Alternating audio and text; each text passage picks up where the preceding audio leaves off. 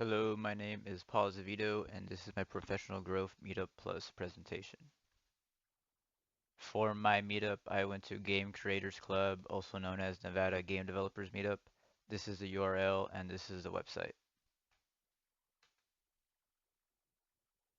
It was called Monthly Dig Game Developer Meeting for the meeting day, and it was a virtual Zoom from Las Vegas, Nevada, but anyone can join, and they welcome anyone, whether you're from like the East Coast or West Coast.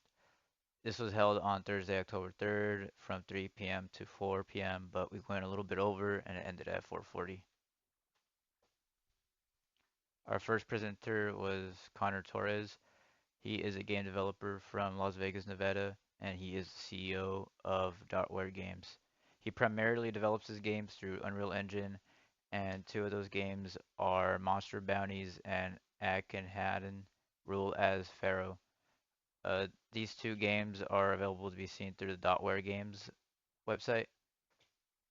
I believe the Pharaoh game got canceled or he stopped working on it because he told us that in the meeting, but both of them look pretty cool.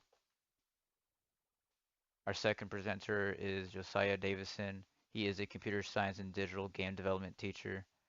He teaches at Advanced Technologies Academy High School in Las Vegas, Nevada, and that school is a part of the Clark County School District. He teaches Unreal Engine, I believe, and Unity. What was discussed, so the first thing we went over was connecting with one another, not just the presenters, but the participants as well. I got to see what other people were making besides the presenters, uh, and I'll go on that a little bit. But for the second part, we got to see Connor use Unreal Engine and show us what he's been making. He also gave us some tips and advice on how to use Unreal Engine. Then Josiah also showed us some stuff through Unreal Engine. He specifically showed us how to code and sort of like get things to work because there's this like node feature and that's how you code in Unreal Engine. It was like an event graph, yeah, event graph menu. And then when we were making connections with each other and talking about each other, there was people working on other things and people linked what they were working on. There was a guy that made a 2D platformer and there was another guy that made some Google Play games. My question for Connor was if YouTube would be a good source for learning and messing with Unreal Engine. He replied that those types of videos are very helpful since they're visual and all, but he mentioned that if you ever get stuck and you don't understand why you're stuck or why something's not working, then you're just going to be stuck on the tutorial video as well. And if no one else is having that issue in the comment section, it makes it really hard to keep up with the video. Then my question for Josiah was if he used AI to help him through coding in Unreal Engine or any game development software. And he mentioned that he used it a lot with node coding in Unreal Engine. He said that it helps to speed up that part of development. My overall thoughts is that the meetup was a lot of fun. It was really cool to see a sort of hands-on experience with Unreal Engine, and it was really cool to see what other people were making. And also, I felt like the meeting was like genuine. People were participating and asking questions, and it just felt like a really nice experience overall. For my East Bay event, I went to a Mesa event. This was also a virtual meeting held on Friday, September 27th from 12 p.m. to 1 p.m. My overall thoughts on the internship panel was that it was a great place to see internship experience from other people who have done internships.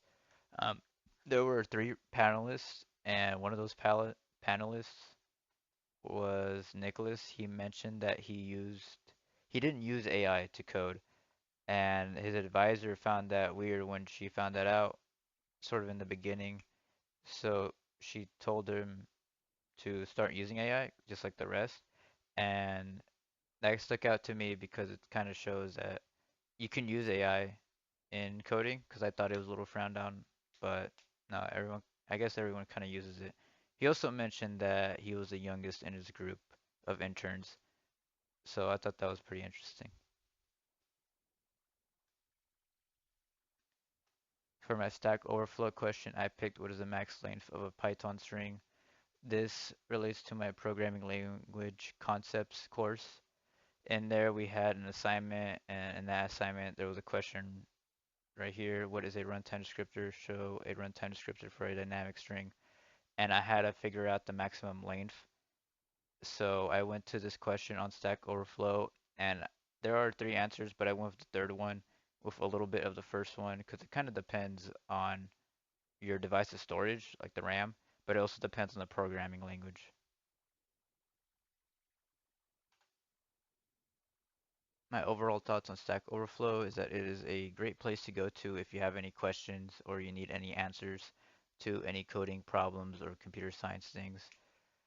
I've gone to it a lot of times anytime I need something or if I need to look for a fix and I'm getting errors in my code.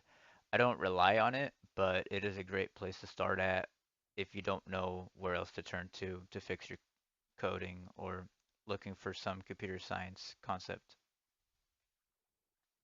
And for GitHub, that is my GitHub account on the bottom right.